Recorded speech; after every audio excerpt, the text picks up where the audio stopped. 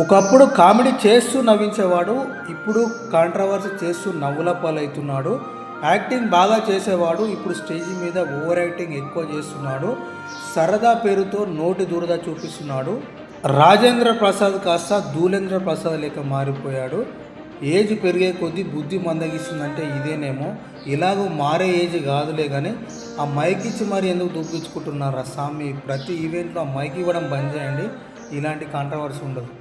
Retire అయ్యే ఏజ్లో సెటైర్లు వేస్తూ ఎంటైర్ అయిన ప్రతి ఒక్కరిని గెలుపుతూ బేకార్ అయిపోతున్నాడు.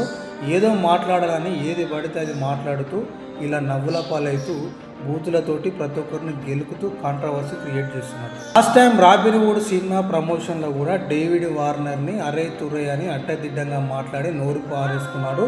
అప్పుడు కూడా ఒక ఇంటర్నేషనల్ క్రికెటర్కి ఇవ్వాల్సిన గౌరవం ఇవ్వకుండా ఇట్లా ఆగమాగం అడ్డదిడ్డంగా మాట్లాడాడు.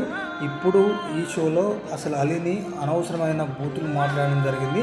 అక్కడికి వచ్చిన ప్రతి ఒక్కరిని ఇన్సల్ట్ చేస్తూ పనికిరాని మాటలతోటి ఆడవాళ్ళని అది ఇది అని మాట్లాడడం జరిగింది. మొన్న ఒక హీరోయిన్ అయితే చేయి బట్టి గుంజుతూ రావే పోవే అనేలాగా మాట్లాడాడు. మరి ముసలోడికి చాదసం ఎక్కువైందా లేకపోతే ఏం ఎక్కువైందా అనేది అర్థం కాని పరిస్థితి ఉంది.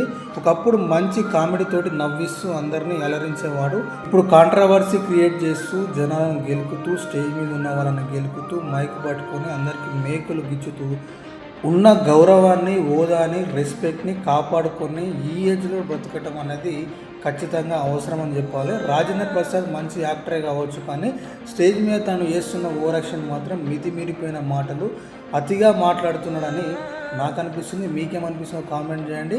ఉన్న గౌరవాన్ని ఏదైతే హోదాని కాపాడుకొని బ్రతకాలని ఆశిద్దాం.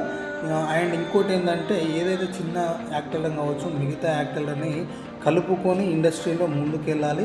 కానీ ఇలా నోటి దూలతోటి దురుసెక్కువైపోయి సరదాని దాన్ని మెప్పించుకుంటూ ఇంకా తను చేస్తున్న ఈ కాంట్రవర్సీని ఇంకా కవర్ చేస్తున్నాడు. నేను కరెక్ట్ అని సరదా కోసం చేస్తున్నాను మాట్లాడుతున్నాడు. ఆ సరదా కాదు, నోటి దురద.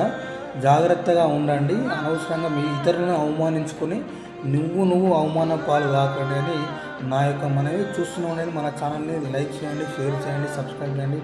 Thank you very much.